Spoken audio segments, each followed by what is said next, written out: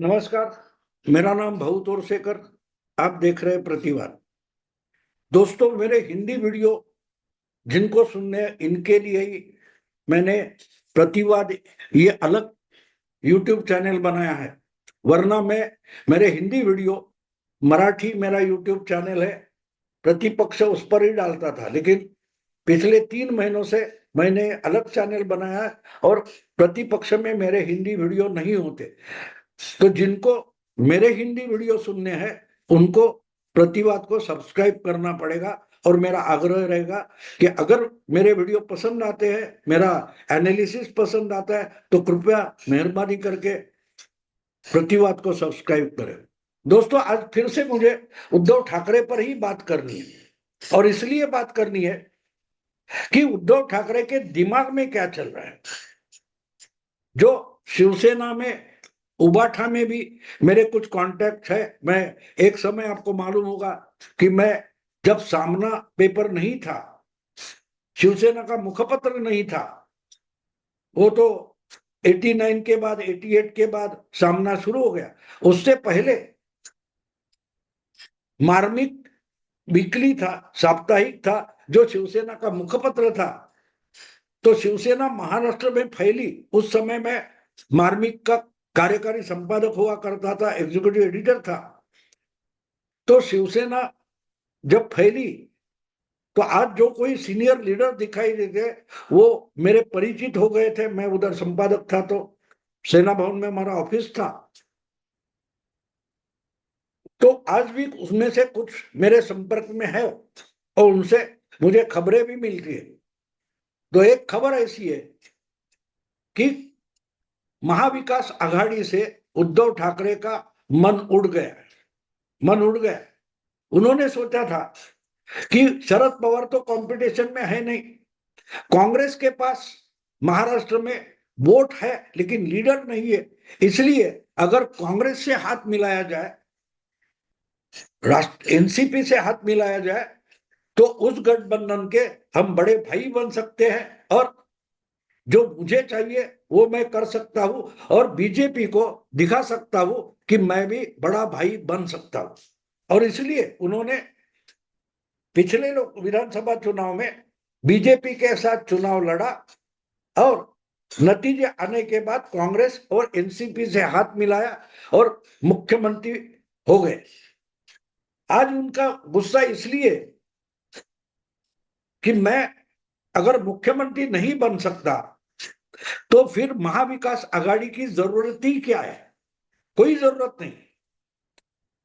उनके एक लीडर है जो विधान परिषद में लीडर ऑफ अपोजिशन है, नेता विपक्ष है, अंबादास दानवे।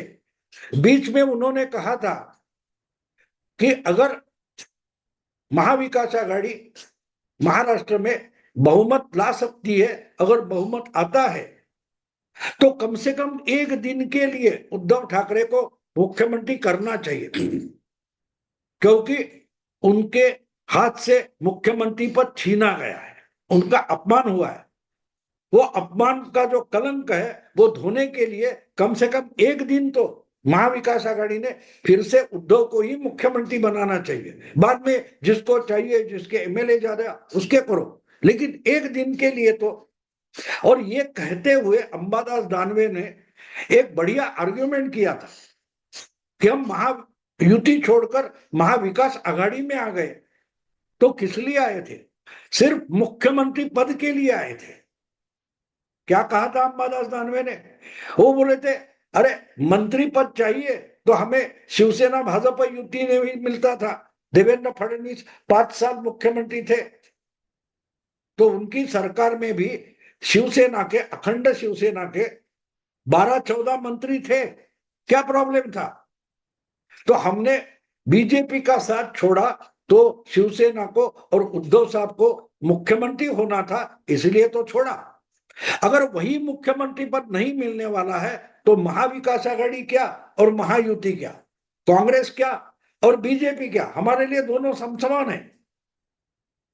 तो महाविकास आघाड़ी में अगर मुख्यमंत्री पद उद्धव साहब को नहीं मिलता, तो महाविकास आघाड़ी में रहने का कोई मतलब ही नहीं बचता। ये अंबादास दानवे का कहना था। और जब वो बोलते हैं उसमें उद्धव ठाकरे का दावा जो है उसका लॉजिक हमें मिलता है, लॉजिक मिलता है। अगर वो बीजेपी मुख्यमंत्री पद नहीं दे रही थी, इसलिए चुनाव के इमीडिएट बाद, नतीजों के इमीडिएट बाद वोटर क्या कहेगा ये बिना सोच के दोनों कांग्रेस के साथ आ जाते, तो आज उसी तरीके से कांग्रेस को क्यों नहीं छोड़ेंगे। तो ये जो सोचने का दिमाग है वो हमें समझना पड़ता है।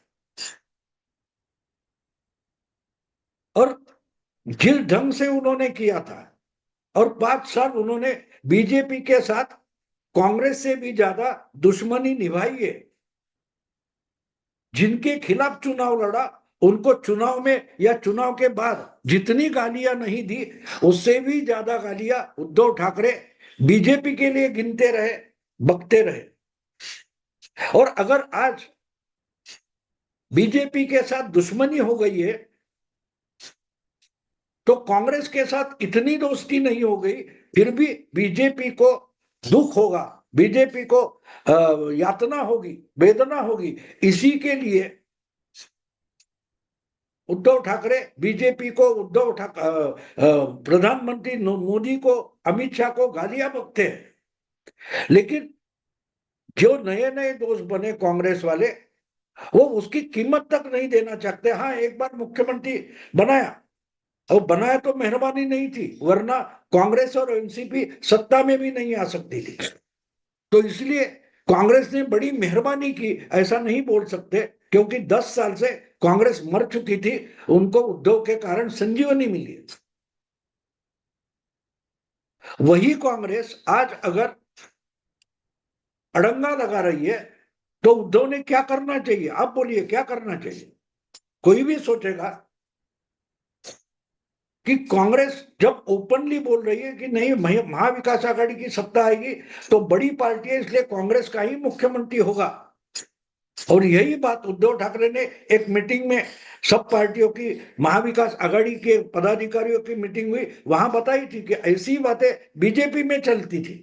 जब शिवसेना बीजेपी युति थी तब ऐसी ही बातें सीट बंटवारे में युति में भी होती थी, जिसके एमएलए ज्यादा बस उसका मुख्यमंत्री। लेकिन उसी कारण से हम एक दूसरे के उम्मीदवार हराने की कोशिश करते थे, एक दूसरे के विधायक कम हो इसीलिए कोशिश करते थे, ना कि इकट्ठा होकर हम लड़ते थे।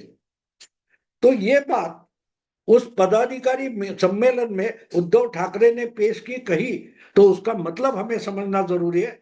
उद्धव ठाकरे कांग्रेस को इशारा दे रहे थे, कांग्रेस को इशारा दे रहे थे कि अगर हमारे एमएलए ज्यादा, हम बड़ी पार्टी, इसीलिए हमारा ही मुख्यमंत्री, ऐसा दावा अगर कांग्रेस कर रही है तो मत भूलो मैंने बीजेपी के साथ क्या किया है। पार्टी का नुकसान हुआ फिर भी मैं आपके साथ आ गया, लेकिन बीजेपी का नुकसान किया। तो ये बात सोचने का तरीका जो है वो बता दी। अगर मैं मुख्यमंत्री नहीं बनूंगा तो महाविकास आघाड़ी का भी मुख्यमंत्री नहीं होगा, यही उद्धव के कहने का मतलब था। अगर महाविकास आघाड़ी को सत्ता में लाना है तो एक साथ लड़ना पड़ेगा, और एक साथ लड़ने के साथ साथ किसके कितने एमएलए नहीं, बल्कि उद्धव ठाकरे को मुख्यमंत्री करने के लिए ही चुनाव लड़ा जाएगा, ये शर्त रखी थी उद्धव ठाकरे ने। अगर वो मंजूर नहीं हो रही है तो उद्धव ठाकरे किस ढंग से सोचते हैं ये समझो। मुझे याद आता है कुछ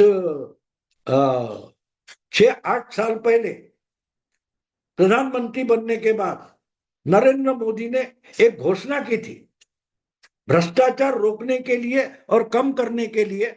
उन्होंने बोला था ना खाऊंगा ना खाने दूंगा, यानी जो भ्रष्टाचार करके, करप्शन करके सरकार में आकर पैसा खाना चाहते उनके लिए कोई जगह नहीं होगी। ये कहते हुए सिंपल लैंग्वेज में नरेंद्र मोदी ने कहा था न खाऊंगा न खाने दूंगा, यानी जनता की संपत्ति है, जनता का पैसा है, सरकार का पैसा जनता का होता है, तो उसको चोरी, उसकी चोरी नहीं होने दूंगा, मैं चौकीदार बन के काम करूंगा। ये नरेंद्र मोदी की भाषा थी, उस पर ही राहुल गांधी ने चौकीदार चोर की घोषणा राफेल में की थी। कहने का मतलब है कि जिस ढंग से मैं तो नहीं खाऊंगा, लेकिन दूसरे को भी खाने नहीं दूंगा, अपना हो या पराया हो। यही तो मोदी ने कहा था। बिल्कुल उसी लाइन पर आज की तारीख में उद्धव ठाकरे सोच रहे, अगर महाविकास आघाड़ी सरकार बनाती है और उद्धव ठाकरे को आप मुख्यमंत्री नहीं बनाना चाहते, तो मैं एनसीपी हो या कांग्रेस हो, उनका भी मुख्यमंत्री होने नहीं दूंगा। अब सोचिए कि अगर उद्धव ठाकरे को दोनों मित्र दल मुख्यमंत्री बनाना ही नहीं चाहते, बहुमत आए ना आए, लेकिन उद्धव ठाकरे को मुख्यमंत्री बनाने नहीं देंगे, यही अगर एनसीपी और कांग्रेस की भूमिका है, तो उद्धव ठाकरे की भूमिका क्या हो सकती है? बिल्कुल सीधी साधी है।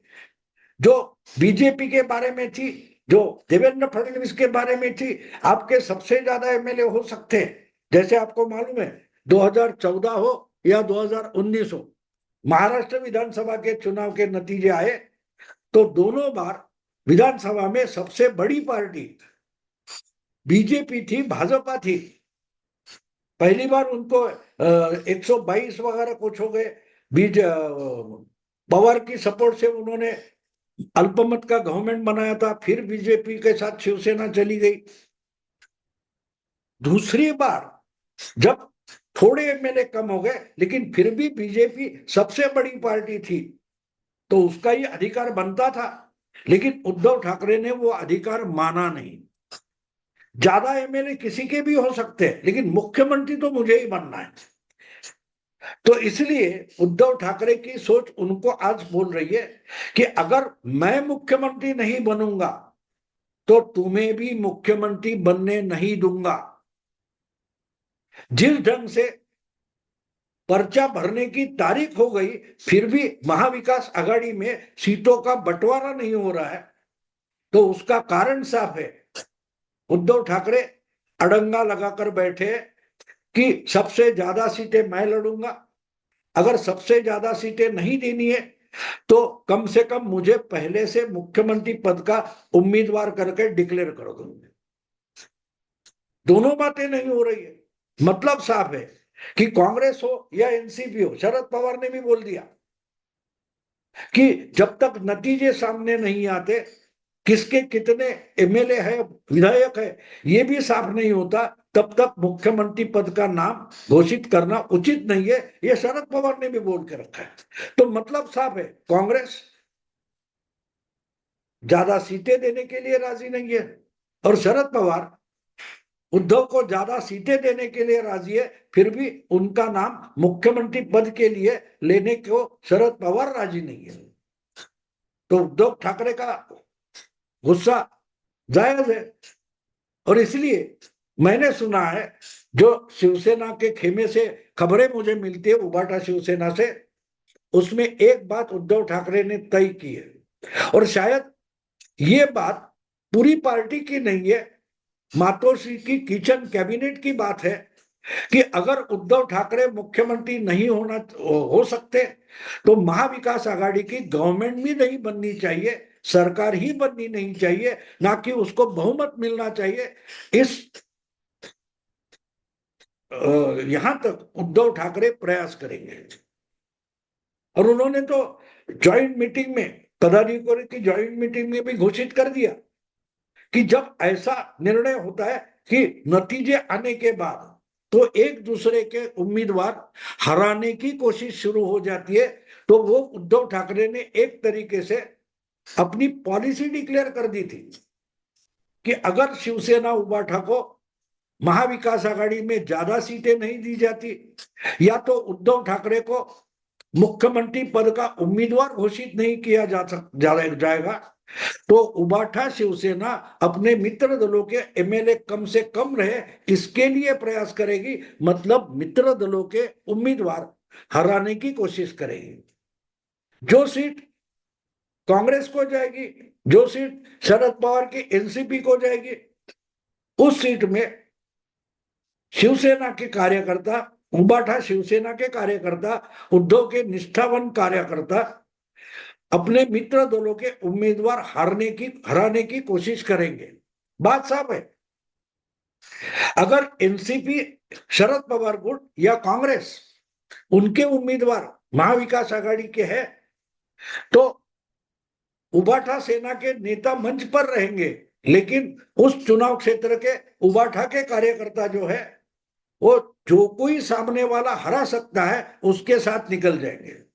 यानी ऐसी जगह पर उबाठा शिवसेना के कार्यकर्ता एकनाथ शिंदे के उम्मीदवार अगर तगड़ा होगा तो उसको जिताने के लिए वोट घुमा देंगे उसकी तरफ। अगर बीजेपी का उम्मीदवार तगड़ा होगा कांग्रेस के खिलाफ तो कांग्रेस का उम्मीदवार हराने के लिए उबाठा के वोट्स बीजेपी की तरफ घुमा दिए जाएंगे। तो मतलब साफ है, उद्धव ठाकरे ने एक किचन कैबिनेट में उनके एक निर्णय लिया है, अगर मैं मुख्यमंत्री नहीं बनूंगा तो तुम्हें भी मुख्यमंत्री बनने नहीं दूंगा। अगर उबाठा शिवसेना का मुख्यमंत्री नहीं बनता है और अगर नहीं बनाना चाहते हो तो मैं भी प्रण लेता हूं कि एनसीपी शरद पवार गुट या कांग्रेस पार्टी का मुख्यमंत्री होना ही नहीं चाहिए, और इसके लिए जो जो कुछ करना है वो करेंगे। अब देखिए कि इसका फायदा अपने आप में महायुति को मिल सकता है, और ऐसी जो चीजें होती है, ऐसा जो झगड़ा होता है, उसका फायदा उठाने में अमित शाह माहिर रहे। इसलिए मुझे लगता है कि उद्धव ठाकरे की जो इच्छा है कि उनको मुख्यमंत्री बनना है और नहीं बन सकते तो जो कुछ फडणवीस के साथ किया है वही कांग्रेस और शरद पवार गुट के साथ करने की उनकी तैयारी और मन बन चुका है। तो देखते हैं अभी क्या होता है। अभी उम्मीदवार को पर्चे भरने शुरू हो गए। 29 तारीख अक्टूबर को पर्चे भरना खत्म हो जाएगा, प्रचार शुरू हो जाएगा, और तब आहिस्ते आहिस्ते बातें सामने आ जाएगी। हाँ, एक बात है, मुझे एक बात नहीं लगती कि उद्धव ठाकरे महाविकास आघाड़ी छोड़ेंगे। महाविकास आघाड़ी के साथ रहते हुए उद्धव ठाकरे आज अमित शाह के लिए तुरुप का एक्का बन सकते हैं, और अगर ये हो गया तो अगली राजनीति में बीजेपी से उनको लाभ मिलना पॉसिबल है, ऐसे आश्वासन अमित शाह दे सकते हैं। देखते आगे क्या होता है। लेकिन मुझे लगता है कि उद्धव ठाकरे ने अब कसम खाई है, अगर मैं मुख्यमंत्री नहीं बनूंगा तो मित्र दल यानी शरद पवार, एनसीपी और कांग्रेस का मुख्यमंत्री होने नहीं दूंगा। ये उन्होंने कसम खाई है, ऐसा मुझे खबर मिली है। देखते आगे क्या होता है। अभी यही रुकता हूं। अगर ये वीडियो पसंद आए तो लाइक कीजिए, शेयर कीजिए, और प्रतिवाद को ज्यादा से ज्यादा सब्सक्राइब कीजिए। नमस्कार।